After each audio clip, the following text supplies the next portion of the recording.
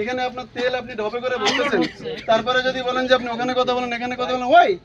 না এটা তো আমি নিজে এসে ধরছি এখানে। আমি তো বললাম I am the very first man who appear here. Sir আরেকটা কথা বলি স্যার, এই তেলগুলো যদি না যায় তাহলে ওটা আলাদা করে কি হবে? মানে এই পাম্পে যদি তেল না যায়, আপনি এখানে অপরাধ করতেছেন, এরপর আবার কথা বলতেছেন কেন? তুমি তোমার কথা বলতেছো, ওনার কথা হলো যে পাম্পে হয় ডিপুতে থাকবে তোমার গাড়ি, নাহলে পাম্পে থাকবে। এখানে কেন? এটা তো এখানে যে আছে এটা কি আমরা জানি? এটা তো সৈয়দপুরে। না, এটা এই আনুমানিক 9টার দিকে আমরা তথ্য পাই, পেয়েই আমি তাৎক্ষণিকভাবে এখানে চলে আসি। আমাদের সাথে আমাদের সৈয়দপুর থানার পুলিশ সদস্যরা ছিলেন। আমরা এখানে এসে আমরা আসলে সামনে এসে প্রথমে আমরা এই যে গ্যাস যে এলপিজি যে স্টেশনটা আছে এখানে যাই।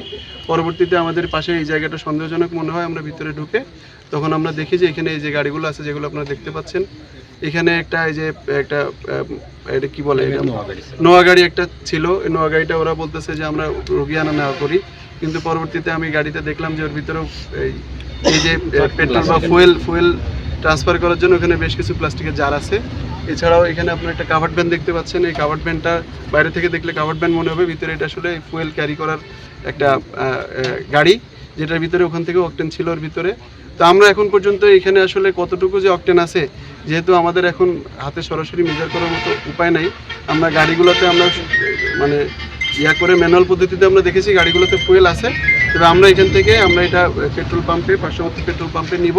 সেখানে যেয়ে আমরা অ্যাকচুয়াল মেজার করে যে পরিমাণটা হয় আমরা ওই পরিমাণটাই যে টাইপের যতগুলো পাওয়া যায়, ফুয়েল পাওয়া যায়, সেটা ডিজেল হোক, পেট্রোল হোক বা অকটেন হোক, যে টাইপের যতটুকু পাওয়া যাবে আমরা সেই পরিমাণে এটা আমরা জব্দ করবো। আমরা আপাতত এই গাড়িগুলোকে জব্দ করে আমরা পেট্রোল পাম্পে নিচ্ছি, আমরা মূলত ফুয়েলগুলোকেই জব্দ করবো। তাদের দোষ স্বীকারোক্তির ভিত্তিতে আমাদের এখানে সৈয়দপুর থানার এসআই উনি এখানে উপস্থিত ছিলেন। তিনি এখানে প্রসিকিউশন দিয়েছেন, তার প্রসিকিউশনের ভিত্তিতে এটা যেহেতু মোবাইল বিচার্য, আমরা এখানে মোট আসলে 8 জনকে পাই। এর মধ্যে একজন হচ্ছে এটার ওনারের ছেলে, তিনি উপস্থিত হন, তিনি তার দোষ স্বীকার করেন। এছাড়া বাকি 7 জন হচ্ছে এখানে তারা এখানে এই কাজের সাথে জড়িত ছিল, তারা আসলে কর্মচারী, এবং তাদের ভিতরে একজন আবার গাড়ির সাথে ছিলেন, তার বয়স 18 বছরের কম, সে এসএসসি পরীক্ষার্থী, তাকে হচ্ছে আমরা সতর্ক করেছি। আর বাকিদেরকে আপনি দেখলেন যে ওনারা ছিলেন মিস্টার রফিকুল, তাকে আমরা 2 লক্ষ টাকা অর্থদণ্ড করেছি, অনাদায়ে 6 মাসের বিনাশ্রম কারাদণ্ড, এবং বাকি যে 6 জনকে আমরা এখানে অপরাধী হিসেবে পেয়েছি তাদেরকে আমরা প্রত্যেককে 10,000 টাকা করে অর্থদণ্ড, অনাদায়ে প্রত্যেককে 3 দিনের বিনাশ্রম কারাদণ্ড এই সাজা ঘোষণা করেছি। আমি এই মুহূর্তে আসলে মোবাইল কোর্টে আসছি। মোবাইল কোর্টটা হচ্ছে এমন ধরনের কোর্ট যেটা এক্সিকিউটিভ ম্যাজিস্ট্রেটের সামনে যে বিষয়টা উদ্ঘাটিত হয় বা সংগঠিত হয়, সেই বিষয়টা আমরা এখানে বিচারের আওতায় নিয়ে আসি।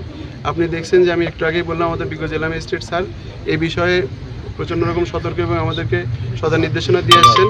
আমাদের উপজেলা প্রশাসন সৈয়দপুর নীলফামারীও এই বিষয়ে সতর্ক আছে। আমরা কিন্তু আজকে এটাতে ধরলাম এবং আমাদের এই অভিযান আসলে অব্যাহত থাকবে।